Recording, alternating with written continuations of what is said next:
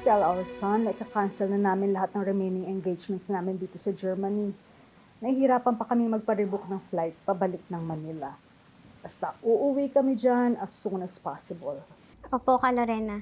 Attorney Matias, would you know kung kailan sila magpa-file ng formal complaint sa Fiscal's Office? Hindi po, CRD eh.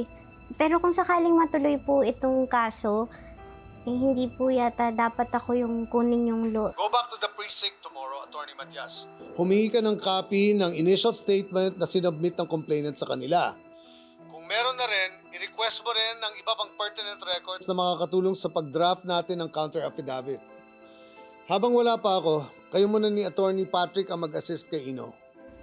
Sir, pasensya na po. Pero hindi po yata ako yung karapat-dapat na kunin yung abogado ni Ino. Yung accusing party po kasi. Please, Lilet. Huwag ka nang tumanggi.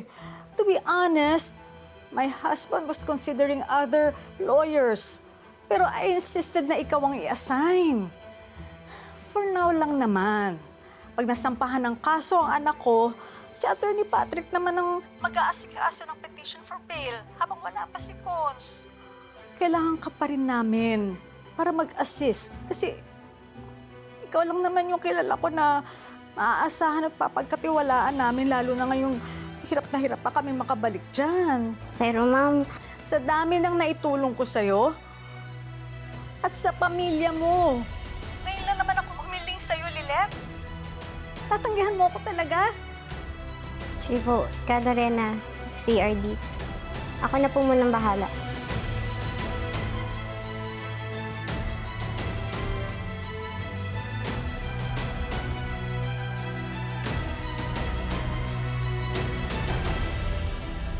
Anak, mukha nga mahirap yung sitwasyon na napasok mo. Sino mag-aakala na magiging abogado ka laban sa kapatid mo? Temporary lang naman po, Tinang. Hanggat hindi pa po nakakabalik si CRD. Sigurado po, pag nakauwi na yun, siya mismo yung hahawak ng kaso ni Ino. Matindi ang binibintang ni Trixie sa anak ng boss mo. Pag nagkataon, maaari siyang mabulok sa bilangguan. Pinaninindigan po talaga ni Ino na wala siyang kasalanan eh. Ang katwiran niya, bakit naman niya gagahasain yung taong ilang beses niya nang pinagtabuyan? Naniniwala ka ba sa paliwanag niya? Ewan ko po, Tinang. Hindi ko na po alam kung sinong paniniwalaan eh. Hindi na rin po ako sigurado kung may kakayanan ba si Inong gawin yun. Alam mo, Lilet, kung pagbabasihan ko yung mga kwento mo sa akin tungkol kay Ino, masasabi ko na magandang pagpapalaki sa kanya ng mga magulang niya. Di ba sabi mo nga, tumutulong siya sa mga outreach. Magalang at hindi bastos. Magandang pakikitungo niya sa kapwa niya.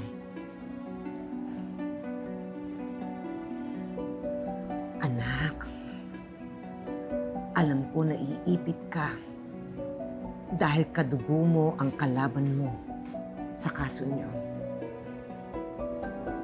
Pero, kung iisipin mo anak, mas tinuturing ka pang pamilya ni Ino kaysa ni Trixie. Malaki ang sinasabi nito sa karakter ni Ino.